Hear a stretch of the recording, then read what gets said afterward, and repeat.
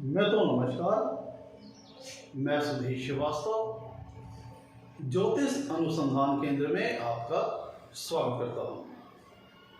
आज के इस एपिसोड में हम लोग बात करेंगे ग्रहों का रेट्रोगेशन। ग्रहों का रेट्रोगेशन से क्या मतलब है? कोई ग्रह जब वक्री हो जाता है तो इसका क्या मतलब होता है? अगर हम ज्योतिष शास्त्र में अगर हम बुकिश लैंग्वेज की बात करें जो शाब्दिक तौर पर लिखी हुई है, उसका मतलब यह है कि कोई ग्रह जब वक्र होता है तो इसका मतलब यह होता है कि वह ग्रह अपनी ऑर्बिट में उल्टा चलने लगता है। अगर इसको हम बुकिश लैंग्वेज के तौर पर कहें तो कोई भी ग्रह अपने ऑर्बिट में आगे बढ़ने के बजाय रिवर्स होने लगता है, उल्टा चलने लगता है।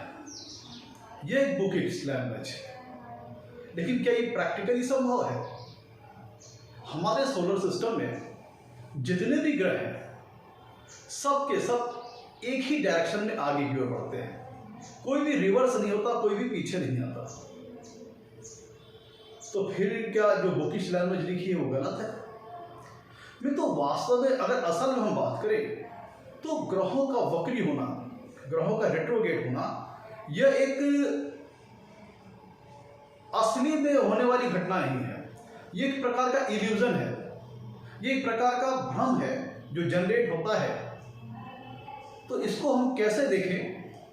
ये रेट्रोगेशन का मतलब होता है कि जब किसी ग्रह को हम पृथ्वी से देखते हैं तो हमें ऐसा लगता है कि वह ग्रह पीछे की ओर जा रहा है, जबकि वो वास्तव में आगे की ओर आ रहा होता है।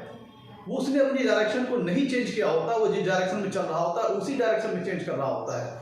लेकिन कुछ इस प्रकार का भ्रम होता है रेट्रोगेशन फेज के दरमियान, ग्रहों के वक्री होने के दरमियान, कि हमको ऐसा प्रतीत होता है जब हम पृथ्वी से उस ग्रह को देखते हैं तो ऐसा लगता है कि वह ग्रह पीछे जा रहा है। अगर इसको हम एग्जाम्पल के तौर पर बात करें तो जैसे दो कारें आपस में चल रही हैं, तो जिससे लेट्स सपोज मान लीजिए कि दो कारें एक साथ चल रही हैं और उसमें से एक कार ने दूसरी कार को ओवरटेक किया। तो let's suppose A and B दो कारें हैं जिसमें ए ने बी को ओवरटेक किया। तो जब ए गाड़ी, जो ए वाली कार है, जब वो बी को देखती है पीछे मुड़ करके, तो वास्तव में देखा जाए तो ए एंड बी दोनों कारें फॉरवर्ड डायरेक्शन में ही चल रही हैं। लेकिन जब हम ए कार से बी वाली कार को पीछे मुड़ करके देखते हैं तो हमें ऐसा प्रतीत हो रहा है कि जो बी वाली कार है बहुत पीछे की दिशा में जा रही है। लेकिन जबकि एक्चुअली में बी वाली कार आगे आ रही होती है, उसने अपने डायरेक्शन को नहीं चेंज किया होता है। लेकिन चूंकि ए वाली कार आगे बढ़ गई है ओवरटेक करके, तो जब हम वहां से बी वाली कार को देखते हैं तो हमें ऐसा प्रतीत हो रहा है कि जो बी वाली कार है वह पीछे की ओर जा रही है। तो वास्तव में तो बी वाली कार तो आगे ही आ रही है, उसके डायरेक्शन में कोई चेंज नहीं हुआ है। लेकिन जब हम ए वाली कार से उसको देख रहे थे, एक प्रकार का भ्रम मन में जनरेट हो रहा है, इल्यूजन मन में क्रिएट हो रहा है कि बी वाली कार पीछे जा रही है। इसी क्रम को ये जो घटना कारों के साथ है, जब ये ग्रहों के साथ होती है, हमारे सोलर सिस्टम में जब ये ग्रहों के साथ ये चीज होती है, तब हम इसे कहते हैं ग्रहों का वक्रत्व होना। इसी चीज को अगर हम जब प्लैनेट्स पे ले जाते हैं तो अर्थ से, हम अपनी पृथ्वी से जब किसी ग्रह को देखते हैं और वो ग्रह अगर पृथ्वी के पीछे है, मान लीजिए कि वह ग्रह पृथ्वी के पीछे चल रहा है, तो जब हम पृथ्वी से उस ग्रह को देखेंगे तो चूंकि पृथ्वी आगे है, वो ग्रह पीछे है, तो ऐसा प्रतीत होता है पृथ्वी से देखने पर कि वह ग्रह पीछे की ओर जा रहा है। जबकि कोई भी ग्रह एक्चुअल में पीछे की ओर नहीं जाता, सारे के सारे ग्रह आगे की ओर ही चलते हैं। लेकिन चूंकि वह ग्रह at a glance, at a moment पृथ्वी के पीछे है, तो जब हम पृथ्वी के ऊपर, पृथ्वी से उस ग्रह को देखते हैं पीछे की ओर, तो हमें ऐसा लगता है, ये इल्यूजन मन में क्रिएट होता है कि वह ग्रह पीछे की ओर जा रहा है। यह होता है ग्रहों का वक्री होना, ग्रहों का रेट्रोगेशन। इस चीज को समझने के लिए हमें इसे टेक्निकली समझने के लिए हमें एस्ट्रोनॉमी और एस्ट्रोलॉजी दोनों का उपयोग करना पड़ेगा। अपने इस विषय को समझने के लिए एस्ट्रोनॉमी और एस्ट्रोलॉजी दोनों का उपयोग करना पड़ेगा, तब हम जाकर के अपने इस विषय को समझ पाएंगे। सबसे पहले तो हम समझ लीजिए कि रेट्रोग्रेशन होता क्यों है। पहले तो आपको ये बता देता हूं कि कौन कौन से ग्रह रेट्रोग्रेट होते हैं, कौन कौन से नहीं होते हैं। सूर्य और चंद्रमा मित्रों कभी भी रेट्रोग्रेट नहीं होते, और राहु और केतु हमेशा रेट्रोग्रेट रहते हैं, वक्री रहते हैं। तो सूर्य चंद्रमा कभी वक्री नहीं होते और राहु और केतु हमेशा वक्री ही रहते हैं। तो बाकी बचे 5 ग्रह, बुध, शुक्र, गुरु, शनि, मंगल, यह 5 ग्रह डायरेक्शनल और रेट्रोग्रेड होते रहते हैं, मार्गी और वक्री होते रहते हैं। सामान्यतः वक्री का सामान्य अर्थ है कि पीछे की ओर जाना, लेकिन ये एक्चुअल में नहीं हो रही, इल्यूजन क्रिएट हो रहा है। तो अपनी इस चीज को समझने के लिए तो हम लोग समझ लिया कौन कौन से ग्रह वक्री होते हैं, कौन कौन से ग्रह वक्री नहीं होते, और वक्री होते क्यों, अब उस चीज को समझ लेते हैं। मित्रों पहले यहाँ पे अपनी चीज को समझने के लिए हमें कुछ टेक्निकल में चीजों को समझना पड़ेगा। पहली चीज तो ये कि जो सारे ग्रह सूर्य की परिक्रमा कर रहे हैं, उन सब की अपनी ऑर्बिट में, मतलब अपनी कक्षा में जो स्पीड है वह अलग अलग है। मतलब पृथ्वी, बुध की सूर्य की जो परिक्रमा करने की जो अवधि है, वो जो ड्यूरेशन है वह अलग है। अर्थ की सूर्य की परिक्रमा करने की जो ड्यूरेशन है वो अलग है। जुपिटर की सूर्य की परिक्रमा करने की ड्यूरेशन अलग अलग है। अर्थ पूरी सूर्य की परिक्रमा 365 दिन में करता है, वही मतलब एक साल में, सॉरी, आपकी जो पृथ्वी है वह सूर्य की पूरी एक परिक्रमा 365 दिन में करती है। और आपका जो गुरु है वह सूर्य की एक परिक्रमा करने में 12 साल का समय ले लेता है। पृथ्वी एक परिक्रमा करेगी सूर्य की 1 साल में, और गुरुदेव बृहस्पति सूर्यदेव की एक परिक्रमा करेंगे 12 साल में। तो दोनों में 12 टाइम्स का अंतर है। तो जो अर्थ की स्पीड होगी उससे 12 टाइम्स, 12 गुना जुपिटर स्लो होंगे। उसी प्रकार मरकरी सूर्यदेव की परिक्रमा तकरीबन 88 दिन में कर लेती है। मतलब जितने दिन में पृथ्वी सूर्य की परिक्रमा करेगी 365 दिन में एक परिक्रमा, उतने दिन में मरकरी 4 बार सूर्य की परिक्रमा कर लेगा। तो मतलब सभी ग्रहों की सूर्य की परिक्रमा करने की जो अवधि है, जो ड्यूरेशन है, वह अलग अलग है। मरकरी की अलग है, वीनस की अलग है, जुपिटर की अलग है, सैटर्न की अलग है, अर्थ की अलग है। तो चूंकि ग्रहों की स्पीड कम ज्यादा है, तो एक दूसरे को ओवरटेक करना चलता रहता है, एक दूसरे को क्रॉस करना, ओवरटेक करना चलता रहता है।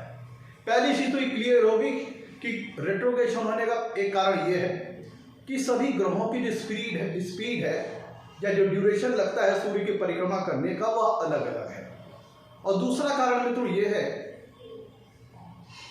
कि सभी ग्रह अपनी ऑर्बिट में, ध्यान दीजिएगा, हमें रेट्रोग्रेशन के प्रोसेस को समझने के लिए ये कुछ बेसिक चीजें हैं जिन्हें जानना बहुत अनिवार्य है। पहली चीज इसमें क्लियर होगी कि सभी ग्रहों का सूर्य की परिक्रमा करने का ड्यूरेशन अलग अलग है। दूसरी चीज ये है कि हर एक ग्रह अपनी ऑर्बिट में हमेशा एक सेम स्पीड से रन नहीं करता है। इस चीज को समझने के लिए हमें समझना पड़ेगा मित्रों, जो ग्रह सूर्य की परिक्रमा करते हैं वह एक इलेप्टिकल ऑर्बिट में करते हैं, ओवल शेप ऑर्बिट में करते हैं। तो जो ग्रहों की कक्षा का जो शेप है, जो ग्रहों की ऑर्बिट का जो शेप है, वो इलेप्टिकल है, मतलब ओवल शेप में, अंडाकार शेप में है, जिसके बीच में सूर्य स्थापित है। तो क्या होता है कि जो इलेप्टिकल पाथ है, जो ओवल शेप ऑर्बिट है, इसमें एक ऐसा पॉइंट है, मतलब इस पाथ में, इस ऑर्बिट से जो सूर्य की जो दूरी है, जो ग्रह जिस ऑर्बिट में घूम रहा है उससे जो सूर्य की दूरी है, वो अलग अलग पॉइंट पे अलग अलग है। ग्रह एक इलेप्टिकल पाथ में सूर्य के चारों ओर परिक्रमा कर रहा है, जिसमें किसी पॉइंट में वह सूर्य से एकदम नजदीक होता है और किसी पॉइंट में एकदम सूर्य से दूर होता है। चूंकि ऑर्बिट अंडाकार शेप में है, तो अंडाकार शेप की जो ऑर्बिट है उसमें क्या होता है कि सूर्य से जो ऑर्बिट की दूरी है एट वेरियस प्लेस पे अलग अलग है। किसी प्लेस पे ऑर्बिट से सन की दूरी बहुत कम है, किसी प्लेस पे सन से ऑर्बिट की दूरी ज्यादा है, तो क्या होता है जब ग्रह अपनी ऑर्बिट में मूव करता है, तो चूंकि ऑर्बिट जो है, जो कक्षा है ग्रह की, वो अंडाकार शेप में है, ओवल शेप में है, तो जब वो सूर्य की परिक्रमा करता है तो किसी पॉइंट ऑफ मतलब किसी मोमेंट ऑफ टाइम पे वो सूर्य के करीब हो सकता है और किसी मोमेंट ऑफ टाइम पे वो सूर्य से दूर हो सकता है। तो जब वो सूर्य के करीब होगा तो सूर्य के गुरुत्वाकर्षण बल के चलते, ग्रेविटेशनल फोर्स के चलते या सूर्य के प्रभाव के चलते वह ग्रह अपनी स्पीड को बढ़ा देता है। सूर्य की जो ग्रेविटेशनल फोर्स आ रही है, सूर्य के जो गुरुत्वाकर्षण जो बल आ रहा है, उसको हैंडल करने के लिए, उसको टैकल करने के लिए ग्रह की अपनी ऑर्बिट में स्पीड बढ़ जाती है। कब? जब वह सूर्य से कम दूरी पर होता है, क्योंकि जो कक्षा का शेप है, ऑर्बिट का शेप है, ओवल शेप है। तो जब ग्रह सूर्य से करीब होगा, किसी ऐसे पॉइंट पे जहां वह सूर्य से करीब है, तो वहां पे सूर्य के गुरुत्वाकर्षण फोर्स का बल ज्यादा लगेगा, जिसको मैनेज करने के लिए, हैंडल करने के लिए ग्रह को अपनी स्पीड ज्यादा बढ़ानी होगी। ग्रह की स्पीड एट दैट मोमेंट ज्यादा तेज होगी। और जब ग्रह अपनी कक्षा में सूर्य से अधिकतम दूरी पर होगा, तब क्या होगा कि उस ग्रह की जो स्पीड होगी वह धीमी हो जाएगी, क्योंकि उसके ऊपर जो सूर्य का जो गुरुत्वाकर्षण फोर्स है, जो सूर्य का जो ग्रेविटेशनल फोर्स है, वह कम मात्रा में अप्लाई हो रहा होगा। तो उसको उस ग्रेविटेशनल फोर्स को हैंडल करने के लिए ज़्यादा तेज चलने की आवश्यकता नहीं होगी। इसलिए उस मोमेंट ऑफ टाइम पे जो ग्रह की जो स्पीड होगी वह धीमी होगी। तो इसका मतलब ये होता है कि ग्रह जो दूसरा कंक्लूजन ये निकलता है कि जो ग्रह जिस ऑर्बिट में रोटेट करते हैं, घूमते हैं, वह ऑर्बिट का शेप एलिप्टिकल शेप का होता है, ओवल शेप का होता है, अंडाकार शेप का होता है। और अंडाकार शेप होने के कारण किसी मोमेंट ऑफ टाइम पे वह अंडाकार शेप की जो ऑर्बिट है, एक पॉइंट ऑफ टाइम पे सूर्य से उस ऑर्बिट की दूरी बहुत कम होती है और किसी मोमेंट ऑफ टाइम पे उस ऑर्बिट से सूर्य की दूरी अधिकतम दूरी होती है। तो जैसे अगर आप इस शेप को देखिए, अंडाकार शेप को देखिए, तो यहां से इसकी दूरी और यहां से ये दूरी दोनों में डिफरेंस है। किसी आप ऐसे समझते हैं ऑर्बिट एक जो सूर्य से डिस्टेंस है वो इक्वल नहीं होती है। किसी मोमेंट ऑफ टाइम पे सूर्य से जो ऑर्बिट की दूरी है वो कम होती है और किसी मोमेंट ऑफ टाइम पे सूर्य से ऑर्बिट की दूरी बहुत ज्यादा होती है। तो जब सूर्य से कम दूरी पे जो वो वाला जो पॉइंट है जिससे सूर्य से ऑर्बिट की दूरी कम होगी, जब ग्रह वहां पे होगा, तब उसकी स्पीड सूर्य की ग्रेविटेशनल फोर्स को हैंडल करने के लिए तेज हो जाएगी। और जब सूर्य से ग्रह अपनी ऑर्बिट में काफी दूरी पर होगा, अधिकतम दूरी पर होगा, तो उसकी ग्रेविटेशनल फोर्स सूर्य की उसके ऊपर कम अप्लाई होगी, जिसके चलते वो ग्रह धीमा चलेगा। और चूंकि यहां से ये चीज क्लियर होगी कि ग्रहों की अपनी ऑर्बिट में जो स्पीड है वह हमेशा एक समान जो उनकी स्पीड नहीं होती है, उस स्पीड में भी अंतर आता रहता है। तो पहला कंक्लूजन क्या हुआ कि हर एक ग्रह की सूर्य को परिक्रमा करने की जो ड्यूरेशन है, अवधि, वो अलग अलग है और हर ग्रह की अपनी ऑर्बिट में जो स्पीड है वह अलग अलग है। यहां से दो कंक्लूजन निकल के आया। और ये पहले तो आज हम लोग इस एपिसोड में मित्रों, इस जो सीरीज हम लोग लेकर चल रहे हैं रेट्रोगेशन की, इसमें आज हम टेक्निकल डेफिनेशन को समझ रहे हैं कि रेट्रोगेशन होता क्या है। और फिर इसके आगे हम बात करेंगे अगली एपिसोड में, जब नीच का ग्रह वक्री होता है तो उसका फल कैसा होता है, उसका बिहेवियर कैसा होता है। जब उच्च का ग्रह वक्री होता है तो उसका फल क्या होता है, उसका बिहेवियर कैसा होता है। फिर दोनों के अंतरों को समझेंगे। तो आगे की कुछ सीरीज जो हमारी होगी वह रेट्रोगेशन के ऊपर होगी। अब देखिए मित्रों, आप इस डायग्राम को समझिए। पहले आपको एक प्रोसेस बता देता हूं, फिर सिग्निफिकेंस बताऊंगा रेट्रोगेशन का क्या महत्व होता है। पहले मित्रों ये डायग्राम देखिए। मैं जो बात समझाना चाह रहा हूं उसको डायग्रामेटिकली रिप्रेजेंट करने की कोशिश करता हूं। हमारे सोलर सिस्टम में सन बीच में होता है और उसके रेस्पेक्ट में सभी ग्रह अपनी ऑर्बिट पे घूमते हैं। तो यहाँ पे मैं अर्थ और जुपिटर, पृथ्वी और जुपिटर के केस की बात कर रहा हूँ। तो जैसे मैं आपको बाय डेफिनेशन बता रहा हूँ कि कोई भी ग्रह एक्चुअल में पीछे की तरफ मूव नहीं करता, ये इल्यूजन जनरेट होता है जब हम पृथ्वी से किसी ग्रह को देखते हैं। वह ग्रह जब पृथ्वी से पीछे होता है, तो जब हम पृथ्वी से उसको पीछे की ओर देखते हैं, तो चूंकि पृथ्वी आगे की दिशा में चल रही, तो हमको पृथ्वी से देखने पर यह प्रतीत होता है कि वह ग्रह पीछे की ओर जा रहा है, जबकि वह ग्रह एक्चुअल में आगे की ओर आ रहा था। लेकिन हम पृथ्वी हमारी आगे है उस ग्रह से, और पीछे की ओर जब हम देखते हैं तो हमें महसूस हो रहा है कि वह ग्रह पीछे की ओर जा रहा है। ये टेक्निकल डेफिनेशन है। इसको डायग्राम से पहले समझ लेते हैं। मैं तो देखिए अगर हम डायग्राम 1 की बात करें तो यहाँ पे मैं सभी प्लैनेट को भी कंसीडर नहीं कर रहा हूँ, हम कंपैरिजन में देख रहे हैं अर्थ और जुपिटर के। ये बीच में सन स्थापित है और पहली ऑर्बिट जो आप देख रहे हैं उसमें अर्थ है और जो दूसरी ऑर्बिट आप उसमें देख रहे हैं उसमें जुपिटर है और बाहर जो आप A B C D E F करके देख रहे हैं ये स्टार्स है। स्टार्स क्या है? फिक्स है। ग्रह जो होते हैं वो हमसे करीब है और स्टार्स काफी दूरी पे है। और जब हम कोई चीजों को जब देखते हैं कि दोनों चीजें जब कोई स्पीड में होती है, मूवमेंट में होती हैं, तो हम उसकी प्लेस को समझने के लिए जो उस चीज की जो पीछे की चीज है उससे उसको मिलान करेंगे कि क्या स्थिति है रिलेटिवली। जैसे अगर ये जो आप पीछे A B C D E F क्या देख रहे हैं, ये तारों का समूह है पीछे, जिन्हें हम कॉन्स्टिलेशन कहते हैं और कॉन्स्टिलेशन फिक्स है और तारे दूर है। तो जब दो ग्रह आपस में ऑर्बिट में अपने चल रहे हैं, तो जैसा कि मैंने बताया आपको कि दोनों की स्पीड एक समान नहीं होती हर एक ग्रह की, तो हर एक ग्रह की सूर्य को परिक्रमा करने की अवधि अलग अलग होती है। अब यहाँ पे जो कि मैं रेट्रोगेशन का प्रोसेस दिखा रहा हूँ अर्थ और जुपिटर के केस में, तो अर्थ सूर्य की एक परिक्रमा 1 साल में करती है 365 दिन में, और जुपिटर सूर्य की एक परिक्रमा 12 साल में करती है। तो दोनों की स्पीड में 12 टाइम्स का अंतर है।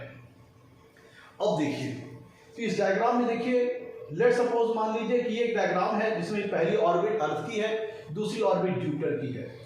कि किसी मोमेंट ऑफ टाइम की अगर हम बात करें तो अर्थ की पोजीशन यहाँ थी और जुपिटर की पोजीशन यहाँ थी। चूंकि जुपिटर पृथ्वी से स्लो चलता है क्योंकि वो 12 साल लेता है सूर्य की परिक्रमा करने में, तो जब हमने अर्थ से जुपिटर को देखा तो जुपिटर हमें यहाँ पे दिखाई दे रहा है।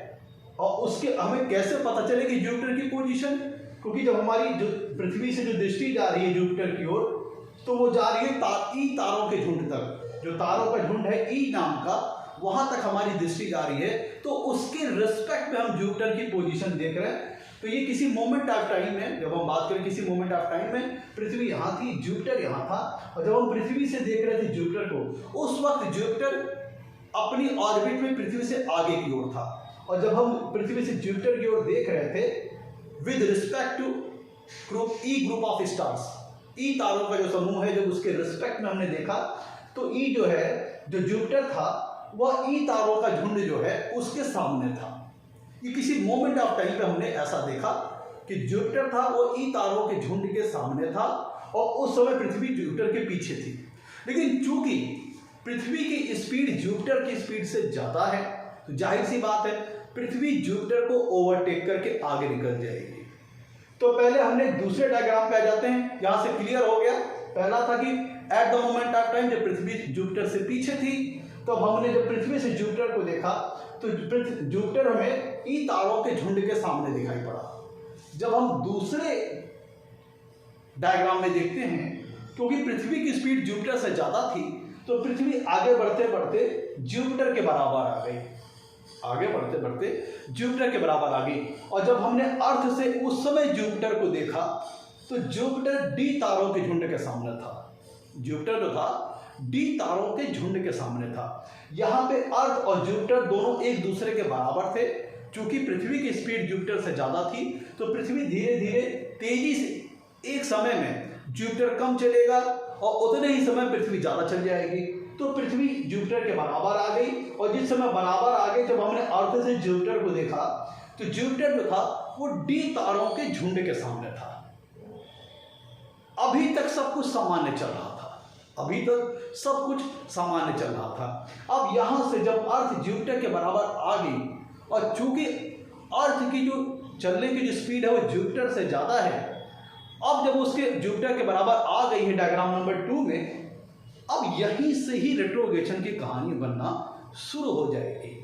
अब डायग्राम नंबर 3 पे आइए। डायग्राम नंबर 3 पे आइए। चूंकि अर्थ की स्पीड ज्यादा थी, तो अर्थ अपनी ऑर्बिट में जुपिटर से, जुपिटर अर्थ यहाँ पे है, जुपिटर यहाँ पे है।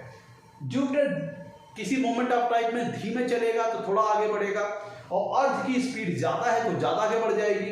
तो हमने किसी मोमेंट ऑफ टाइम पे देखा कि अर्थ, अभी दोनों बराबर बराबर थे, अर्थ और जुपिटर, और जब हमने जुपिटर को अर्थ से देखा तो डी ग्रुप ऑफ स्टार के सामने था जुपिटर, और जब हम थोड़ा आगे बढ़ गए, थोड़ा कुछ टाइम के बाद हमने देखा डायग्राम को, तो तीसरे नंबर के डायग्राम में देखिए अर्थ यहाँ था और जुपिटर यहाँ थी। अर्थ जुपिटर से आगे निकल चुका था, और जब हमने अर्थ से जुपिटर को पीछे मुड़ के देखा, क्योंकि अर्थ जुपिटर से आगे निकल चुकी थी, अब जाहिर सी बात है कि अर्थ से जुपिटर को देखने के लिए हमें पीछे मुड़ के देखना पड़ेगा। तो चूंकि अर्थ की स्पीड ज्यादा है, तो वहां से हमने पलट के देखा, तो यहां से अभी तक क्या था, अभी तक सारी चीजें थी कि यहां से देखिए कैसे रेट्रोग्रेशन प्रोसेस स्टार्ट होता है। जब अर्थ जुपिटर के पीछे था तब जुपिटर नजर आया ई ग्रुप ऑफ स्टार के सामने, जब बराबर आ गया तो डी ग्रुप ऑफ स्टार के सामने नजर आया। यहां से देखिए कैसे रेट्रोग्रेशन की कहानी स्टार्ट होती है। और जब अर्थ आगे निकला, तो जब हमने वहां से पीछे पलट के जुपिटर को देखा, तो जुपिटर हमें सी ग्रुप ऑफ स्टार्स के सामने नजर आया, सी ग्रुप ऑफ स्टार्स के सामने नजर आया। तो इसका मतलब क्या हुआ कि यहां पे हमने जब देखा तो Jupiter D group of stars के सामने था, और यहां जब देखा तो Jupiter C group of stars के सामने था। तो जब हमने डायग्राम नंबर 2 में जब देखा था Jupiter D group of stars के सामने था, जब हमने डायग्राम नंबर 3 में देखा तो चूंकि अर्थ की स्पीड ज्यादा थी, ओवरटेक करके आगे निकल गई जुपिटर को, जुपिटर थोड़ा सा ही चल पाया, तो जुपिटर को देख लिया हमने, पीछे पलटना पड़ा। जब हमने पीछे पलट के देखा तो जुपिटर हमें सी ग्रुप ऑफ स्टार्स के सामने नजर आया। डायग्राम नंबर 2 में Jupiter D group of stars के सामने नजर आया था, और डायग्राम नंबर 3 में जुपिटर हमें सी ग्रुप ऑफ स्टार्स के सामने नजर आया। तो चूंकि अर्थ, अब इसको सामान्य भाषा, अगर इसको टेक्निकली समझेंगे तो ऐसे समझिए, और सामान्यतः समझिए क्योंकि अर्थ की स्पीड जुपिटर से ज्यादा थी, तो अर्थ ओवरटेक करके जुपिटर को आगे निकल गई। और वहां अर्थ से जब हमने जुपिटर को देखा तो हमें ये आभास हुआ, ये इल्यूजन जनरेट हुआ कि जुपिटर जो है वो पीछे की ओर जा रहा है, जुपिटर जो है वह पीछे की ओर जा रहा है, क्योंकि अर्थ की स्पीड ज्यादा है, अर्थ जुपिटर को ओवरटेक करके आगे निकल जाएगी। तो जब हमने अर्थ से जुपिटर को देखा तो हमें ऐसा लगा कि अर्थ की स्पीड, ऐसा लगा अर्थ से देखने से कि जुपिटर पीछे की ओर जा रहा है, जबकि वास्तव में कोई भी ग्रह पीछे की ओर नहीं चलता, जुपिटर में आगे की ओर ही जा रहा था, जुपिटर आगे की ओर जा रहा था। लेकिन अर्थ से देखने का हमें ये भ्रम जनरेट हुआ, मन में इल्यूजन क्रिएट हुआ कि बृहस्पति पीछे की ओर जा रहा है। यही होता है रेट्रोग्रेशन। फिर हमने कुछ देर आगे बढ़ने के बाद फिर से चेक किया, किसी मोमेंट ऑफ टाइम पे अर्थ उतने समय में बहुत ज्यादा आगे बढ़ गया, जुपिटर थोड़ा ही से बढ़ा। तो जब हमने अर्थ से वापस पीछे पलट करके देखा, तो जो जुपिटर है वो बी ग्रुप ऑफ स्टार्स के सामने नजर आया। तो चूंकि Jupiter B group of stars के सामने नजर आया, पहले डी ग्रुप ऑफ स्टार के सामने जुपिटर था, फिर सी ग्रुप ऑफ स्टार के सामने जुपिटर था, फिर बी ग्रुप ऑफ स्टार के सामने जुपिटर था। तो हमें ये प्रतीत होने लगा कि जुपिटर पीछे की ओर जा रहा है, एक्चुअल में आ रहा था आगे की ओर, लेकिन चूंकि हमारी स्पीड ज्यादा थी, हम आगे की ओर बढ़ते जा रहे थे और हमें पीछे पलट के जुपिटर को देखना पड़ रहा था। और जब हम पीछे पलट के देखे तो हमें ऐसा लगा कि जुपिटर पीछे की ओर जा रहा है। यह उसी तरह है जैसे मैंने आपको एग्जांपल दिया था कि कोई लेट सपोज मान लीजिए कोई दो ट्रेन जा रही हैं और एक ट्रेन ओवरटेक करके दूसरे को आगे निकल गई, तो दोनों ही ट्रेनें चल तो एक ही दिशा में रही थी कि जो ट्रेन ओवरटेक करके आगे चली गई, जब हम वहां से दूसरी ट्रेन को देखेंगे तो ऐसा प्रतीत होगा कि पहली वाली ट्रेन पीछे की ओर जा रही है, जबकि वो आ रही है आगे की डायरेक्शन में। तो ये जो भ्रम है, ये जो इल्यूजन मन में क्रिएट हो रहा है कि वह ग्रह पीछे की ओर जा रहा है, यह इल्यूजन क्रिएट होने के प्रोसेस को ही हम रेट्रोगेशन कहते हैं। तो रीजन क्या है कि हर ग्रह अपने ऑर्बिट में अलग अलग स्पीड से चलता है, सबकी ग्रह की स्पीड एक समान नहीं है, इसीलिए ओवरटेकिंग चलती है। और जब ग्रह अर्थ के रिस्पेक्ट में ओवरटेकिंग होती है, कोई ग्रह अर्थ के जब पीछे आता है, अर्थ आगे रहती है उस ग्रह के, तब उसको अर्थ से देखने से अर्थ से उस ग्रह को पीछे देखने से ये प्रतीत होता है कि वह ग्रह पीछे की ओर जा रहा है, लेकिन एक्चुअल में हो नहीं रहा होता है, हमें सिर्फ मन का भ्रम हो रहा होता है। इसी प्रोसेस को हम रेट्रोगेशन कहते हैं, और बुकिश लैंग्वेज के तौर पर कहें तो इसे कहेंगे कोई ग्रह पीछे की ओर जा रहा है।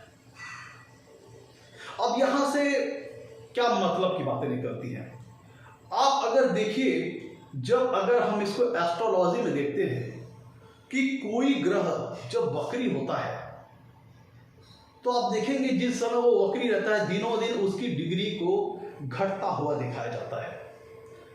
अब देखिए, कुछ मीनिंगफुल बातें हो जाएं, कुछ सिग्निफिकेंस वाली बातें हो जाएं, क्या महत्व होता है रेट्रोगेशन का, उस पर बातें हो जाते हैं। तो जब कोई ग्रह वक्री होता है तो आप उसको चार्ट में देखिए कि जितने पीरियड तक वह ग्रह वक्री होता है, देखिए अब जो बातें कर रहा हूं वो प्रैक्टिकल बात कर रहा हूं, लॉजिकल बात कर रहा हूं कि कोई ग्रह जब वक्री पीरियड में अपने होता है, जितने दिन तक वक्री होता है, आप नोटिस करके देखिए चार्ट में, उतने दिन तक उस ग्रह की डिग्री घटती हुई चली जाएगी और मे बी पॉसिबल कि वो पीछे वाली राशि में चला जाए। तो जब कोई ग्रह वक्री होता है, एक्चुअल में वो आगे जा रहा है, लेकिन जब कोई ग्रह वक्री होता है तो ज्योतिष शास्त्र के अनुसार, एस्ट्रोलॉजी में जब हम देखते हैं कि जितने पीरियड तक, जितने दिन तक वो ग्रह वक्री होता है तो उसकी डिग्री को घटते हुए क्रम में दिखाया जाता है। ऐसा क्यों? उसका रीजन मित्रों ये है क्योंकि यहीं से अगर हम ज्योतिष शास्त्र के बुकिश लैंग्वेज के आधार पर देखें तो कॉन्सेप्ट निकल आता है कि वह ग्रह पीछे की ओर जा रहा है और उसको अगर वहां पे वो शो करे टेक्निकली तो दिखाते हैं कि ग्रह की डिग्री वक्री पीरियड के दरमियान घटती चली जाती है।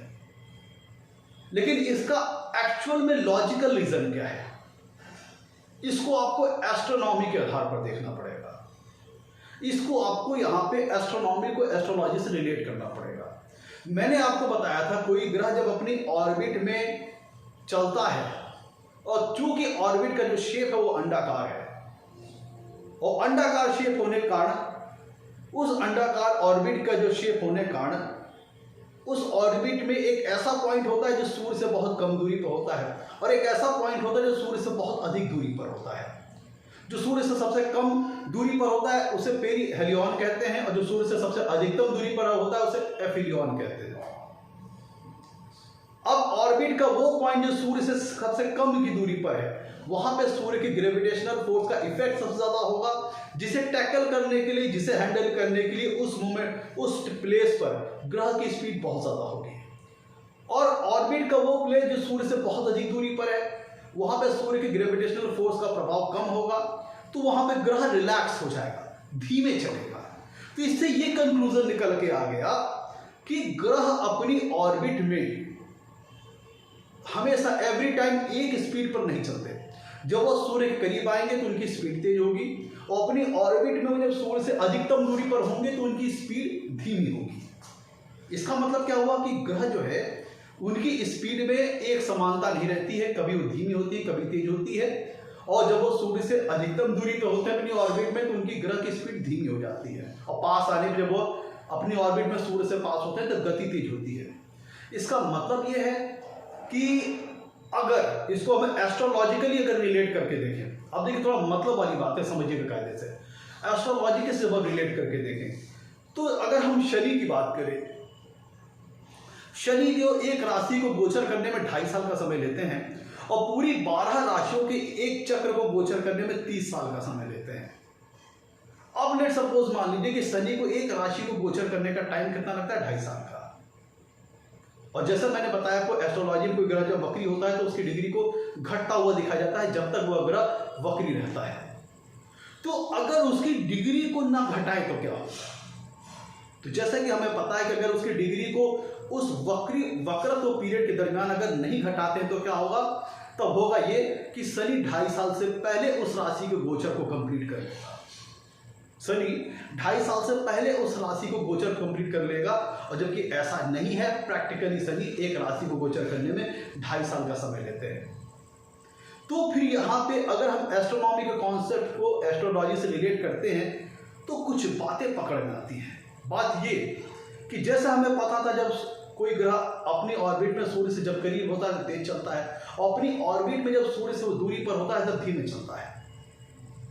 और एस्ट्रोलॉजी में क्या होता है कि अगर वह जब ग्रह वक्री होता है तो उसकी डिग्री को अगर ना घटाया जाए तो जो उसका ड्यू टाइम है, शनि दो की अगर बात करें 2.5 साल का समय लगता है एक राशि को गोचर करने का, अगर उसको वक्रत्व पीरियड के दरमियान उसकी डिग्री को ना घटाए तो 2.5 साल से पहले ही वो ग्रह उस पूरी सूर्य मतलब उस राशि को शनि देव गोचर कर जाएंगे 2.5 साल के पहले ही, जबकि एक्चुअल में ऐसा नहीं होता। तो यहाँ पे डिग्री को घटाया इसलिए जाता है वक्री पीरियड के दरमियान ताकि हम जो वो गति है, ग्रह की जो गति है अपने ऑर्बिट में, उसको कंपनसेट कर सके, एवरेज कर सके। सामान्यतः मैंने बताया था जब ग्रह सूर्य के करीब होता है तो अपनी उसकी गति तेज होती है अपनी ऑर्बिट में। जब कोई ग्रह सूर्य से अपनी ऑर्बिट में कम दूरी पर होता है तो उसकी गति तेज होती है। और जब वो अपनी ऑर्बिट में सूर्य से अधिकतम दूरी पर होता है तो उसकी गति धीमी होती है। तो ये तो एस्ट्रोनॉमी के सिद्धांत के अनुसार पर हमने देखा। लेकिन यह रिप्रेजेंटेशन एस्ट्रोलॉजी में कैसे दिखाई देता है? एस्ट्रोलॉजी में ऐसा दिखाई देता है कि जब वह ग्रह वक्र होता है तो वह सूर्य से अधिकतम दूरी पर होता है और पृथ्वी के समीप होता है। देखिए, कोई भी रेट्रोग्रेशन प्रोसेस तब होता है जब कोई ग्रह पृथ्वी के निकट होता है, तभी रेट्रोग्रेशन का प्रोसेस होता है। क्योंकि जब हम पृथ्वी से निकट वह ग्रह होता है और तभी वो रेट्रोग्रेशन का प्रोसेस स्टार्ट होता है कि पृथ्वी से देखने तो वह ग्रह हमें पीछे जाता हुआ प्रतीत होता है। तो किसी भी ग्रह का जब रेट्रोग्रेशन होता है वो तभी होता है जब वह ग्रह पृथ्वी के समीप होता है। इस डायग्राम से भी आप समझ पाओगे, क्योंकि जब वह ग्रह पृथ्वी के करीब होगा तब वह ग्रह हमें बड़ा दिखाई देगा। क्या होगा? उस ग्रह का जो साइज होगा वह बड़ा अपीयर होगा। अभी इस पे आते हैं, वह ग्रह तब बड़ा अपीयर होगा तो आप ऐसे समझिए कि रेट्रोग्रेशन तब होता है जब कोई ग्रह पृथ्वी से करीब होता है, तभी रेट्रोग्रेशन होता है। अभी आते हैं, जो मेन हम लोग का पहला पॉइंट चल रहा है वो ये है कि कोई ग्रह जब वक्री होता है तो चूंकि एस्ट्रोनॉमी में तो हमने देख लिया कि जो सूर्य के करीब था तो उसकी गति तेज हो गई, अपनी ऑर्बिट में कोई जब ग्रह सूर्य के करीब था तो उसकी गति तेज हो गई, अपनी ऑर्बिट में जो सूर्य से दूरी पर था धीमी हो गई। एस्ट्रोलॉजी में उसमें क्या किया है, जब ग्रह नॉर्मल था तो नॉर्मल स्पीड से चला रहे थे, और जब वक्रत्व होने का प्रोसेस स्टार्ट हुआ, वक्री होने का प्रोसेस स्टार्ट हुआ, तब जब ग्रह वक्री हो गया तब उसकी डिग्री को हम घटाते चले ले गए जब तक वह ग्रह वक्री है। ऐसा क्यों किया गया? इसको एस्ट्रोनॉमी से कोरिलेट करके देखिए। वो इसीलिए किया गया कि ताकि जो ग्रह की स्पीड है उसको हम एवरेज कर सके, कंपनसेट कर सके। एस्ट्रोनॉमी में तो हमने देख लिया, क्लियर है, वहां पे ग्रह सूर्य की जब अपनी ऑर्बिट में सूर्य से पास होगा तेज, अपनी ऑर्बिट में सूर्य से दूरी पर होगा धीमे। और उसको एस्ट्रोलॉजी में इस तरह से दिखाया है कि जब ग्रह नॉर्मल है तो उसकी डिग्री को बढ़ता हुआ दिखाया है, और जब ग्रह वक्री होगा तो उसकी डिग्री को घटता हुआ दिखा रहे हैं, क्योंकि हमें उसकी जो स्पीड में जो डिफरेंस आ रही है अपनी ऑर्बिट में जो ग्रह की डिफरेंट स्पीड है eight different moment of time पे, उसको एवरेज करने के लिए, उसको कंपनसेट करने के लिए हमने उस ग्रह की डिग्री को घटाना जारी रखा जब तक वह ग्रह वक्री पीरियड के दरमियान है, अर्थात वह रेट्रोग्रेशन के पीरियड में है, तब तक हमने उसको ग्रह की डिग्री को घटाते हुए दिखाया। और बुकिश लैंग्वेज के आधार पर आप इसे कह सकते हैं कि उस पीरियड में ग्रह पीछे जा रहा है, इसलिए उसकी डिग्री को घटाया गया। लेकिन प्रैक्टिकली बात करें, लॉजिकली बात करें, टेक्निकली बात करें, तो इसको जब हमने एस्ट्रोनॉमी से रिलेट करके देखा तो रीजन वही था। हर ग्रह की अपनी ऑर्बिट में स्पीड अलग अलग होती है, और अपनी ऑर्बिट में ही at different moment of time ग्रह की स्पीड डिफरेंट होती है, एक समान नहीं होती है। जब अपनी ऑर्बिट में सूर्य के करीब ज्यादा तेज, अपनी ऑर्बिट में सूर्य से दूरी पर धीमे। तो उस चीज को एस्ट्रोलॉजिकली ऐसा शो किया गया है, जब ग्रह डायरेक्शनल था तो उसकी डिग्री को बढ़ता हुआ दिखाया है, और जब ग्रह वक्री हुआ तो चूंकि वो वक्री तभी होगा जब वह ग्रह अपने सूर्य से अधिकतम दूरी पर होगा। तो चूंकि एस्ट्रोनॉमी के आधार पर उस समय उसकी गति धीमी होगी, और उस स्पीड को एवरेज करने के लिए, कंपनसेट करने के लिए एस्ट्रोलॉजी में हमने क्या किया, ग्रह की डिग्री को तब तक हम घटाते ले गए जब तक वह ग्रह वक्री पीरियड के दरमियान था, वक्र रेट्रोग्रेशन के पीरियड में था, तब तक हम उस ग्रह की डिग्री को घटाते चले गए, उसी ग्रह की स्पीड को एवरेज करने के लिए, कंपनसेट करने के लिए, उसकी स्पीड को मैनेज करने के लिए। ऐसा ना करते तो होता क्या कि शनि एक राशि को गोचर करने के लिए 2.5 साल का समय लेता। अगर लेट सपोज एक उदाहरण मान लीजिए कि शनि कभी वक्री होता ही नहीं, तो क्या होता, वो 2.5 साल से पहले ही उस राशि को गोचर कर लेता, जबकि एक्चुअल में ऐसा नहीं होता है। इसका मतलब शनि अपनी कक्षा में, जब अपनी कक्षा में सूर्य से वो करीब होगा, सबसे जो उसकी मिनिमम डिस्टेंस होगी, तब उस समय शनि की स्पीड ज्यादा होगी, और अपनी ऑर्बिट में जब वो सूर्य से अधिकतम दूरी पर होगा तब कंपेरेटिवली शनि की स्पीड धीमी होगी। तो इस हमने एस्ट्रोनॉमी में देखा, और उसको एस्ट्रोलॉजी में कैसे रिप्रेजेंट किया कि जब शनि डायरेक्शनल मूवमेंट में थे, आगे जा रहे थे, तब उनकी डिग्री को बढ़ता हुआ दिखाया। और जब रेट्रोग्रेशन का प्रोसेस स्टार्ट हो गया, वक्रत्व का प्रोसेस स्टार्ट हो गया, तो जो शनि की स्पीड धीमी हो रही है उसको हैंडल करने के लिए, उसको मैनेज करने के लिए, उसको टैकल करने के लिए, जब तक शनि वक्री पीरियड में रहेंगे तब तक हमने उनकी डिग्री को घटता हुआ दिखाया।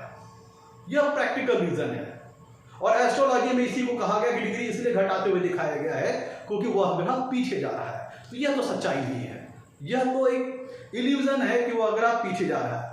तो जो वक्रत्व पीरियड के दरमियान जो डिग्री घटाई जाती है ग्रह की, वो इसीलिए उसका प्रैक्टिकल रीजन है, तब आपको समझ में आएगा जब उसको आप एस्ट्रोनॉमी से रिलेट करके देखेंगे। तो ये तो हो गया कि क्यों डिग्री बैक करते हैं किसी ग्रह की जब वो वक्री होता है। तो सिग्निफिकेंस क्या निकला, कंक्लूजन क्या निकला। मैं तो देखिए, जब कोई भी ग्रह जब हम अब अर्थ से देखते हैं और अर्थ से उस ग्रह की दूरी जो ऑर्बिटल डिस्टेंस है जब ज्यादा होगी, अपनी ऑर्बिट में वो ग्रह जब अर्थ से दूरी पर होगा तब अर्थ से देखने को छोटा दिखाई देगा। अब जब वह ग्रह अर्थ के करीब आ जाएगा, अपनी ऑर्बिट में जो अर्थ से उसकी जो डिस्टेंस है सबसे मिनिमम जब होगी, तब वो क्या होगा, हमें वो ग्रह बड़ा दिखाई देगा। तो यहां से दो प्रोसेस निकल के आ गए कि दो कंक्लूजन।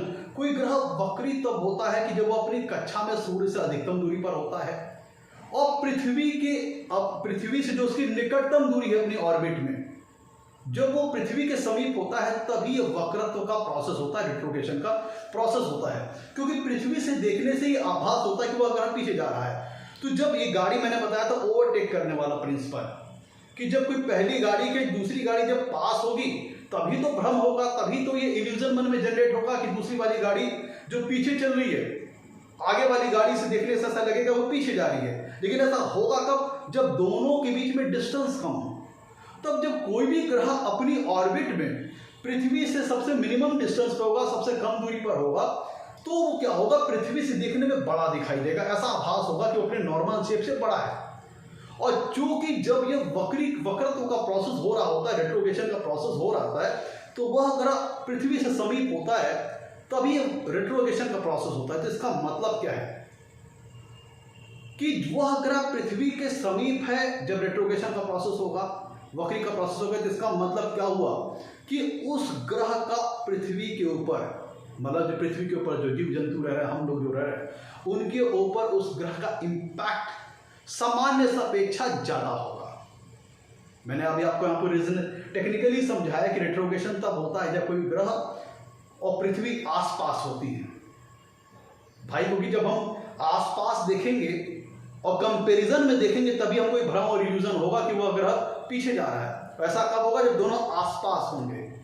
तो जब कोई ग्रह अपनी जो उसकी मिनिमम डिस्टेंस है अर्थ की अपनी ऑर्बिट से, जो पृथ्वी के सबसे समीप होता है अपनी ऑर्बिट में, तभी ये इल्यूजन जनरेट होता है वक्रत्व का, रेट्रोग्रेशन का।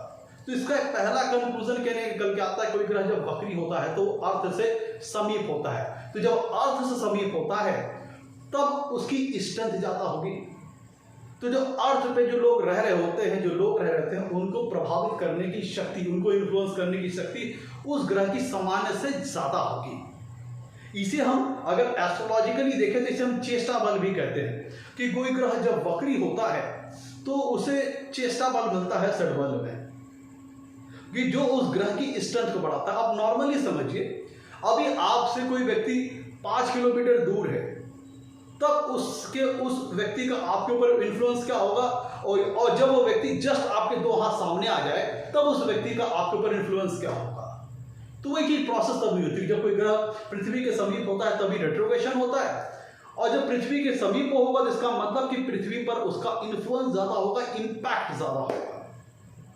तो इसका मतलब क्या होता है कि उस ग्रह को अगर हम एस्ट्रोलॉजिकली समझें तो उसके स्ट्रेंथ में वृद्धि हो जाती है, पावर में वृद्धि हो जाती है। तो जब कोई ग्रह वक्री होता है तो उसके स्ट्रेंथ में, उसके पावर में वृद्धि हो जाती है, मतलब उसके फल देने की शक्ति में वृद्धि हो जाती है। उस ग्रह की व्यक्ति को इन्फ्लुएंस करने की जो शक्ति है वो सामान्य से ज्यादा हो जाती है। एस्ट्रोलॉजिकली बात करें तो उसको चेष्टा बल भी मिलता है, जो कि शो करता है कि कोई ग्रह जब वक्री होता है तो उसको चेष्टा बल दिखाते हैं षड्बल में। इसका मतलब ये होता है कि उस ग्रह के पास अतिरिक्त स्ट्रेंथ आ गई है। और इसको आप लॉजिकली भी समझिए तो चूंकि रेट्रोग्रेशन के दरमियान वो अर्थ के सबसे समीप होता है, तो जो कोई ग्रह जब जस्ट आपके सामने खड़ा है तो उसको आपकी इन्फ्लुएंस करने की शक्ति भी उसके पास ज्यादा होगी सामान्य से। इसीलिए कहते हैं जब कोई ग्रह वक्री होता है तो सामान्य ग्रह से अपेक्षा काफी पावरफुल हो जाता है। रीजन ये है कि वो अर्थ के एकदम समीप है। अब देखिए कि कोई ग्रह वक्रत्व कब होता है कि जब अपनी कक्षा में सूर्य से अधिकतम दूरी पर होता है। और सूर्य क्या है, ग्रहों में राजा है, 9 ग्रहों का राजा है। और राजा क्या निर्धारित करता है, नियम निर्धारित करता है। रूल्स एंड रेगुलेशन निर्धारित करता है, कानून निर्धारित करता है, लॉ निर्धारित करता है। सबको नियम कानून और लॉ के अकॉर्डिंग चलना पड़ता है। और हमने अभी बात की है, क्योंकि सूर्य नवग्रहों में राजा है, कि कोई ग्रह जब अपनी ऑर्बिट में सूर्य से करीब होता है तब उसके ऊपर सूर्य का जो ग्रेविटेशनल फोर्स है, गुरुत्वाकर्षण बल है, सबसे ज्यादा होता है। और उस समय उसी को टैकल करने के लिए, मैनेज करने के लिए ग्रहों को अपनी स्पीड बढ़ानी पड़ती है अपनी ऑर्बिट में। और चूंकि उस समय सूर्य का प्रभाव व्यक्ति के ऊपर ज्यादा रहता है, और सूर्य क्या है, राजा, मतलब नियम कानून, रूल रेगुलेशन, धर्म, लॉ वगैरह। तो जो कोई व्यक्ति अब राजा के ऑब्जर्वेशन में है, राजा के सुपरवाइजिंग में है, तब उसको नियम और कायदे के अनुसार चलना पड़ेगा, according to rule and law. नियम और लॉ के अकॉर्डिंग चलना पड़ेगा, रूल एंड रेगुलेशन के हिसाब से चलना पड़ेगा।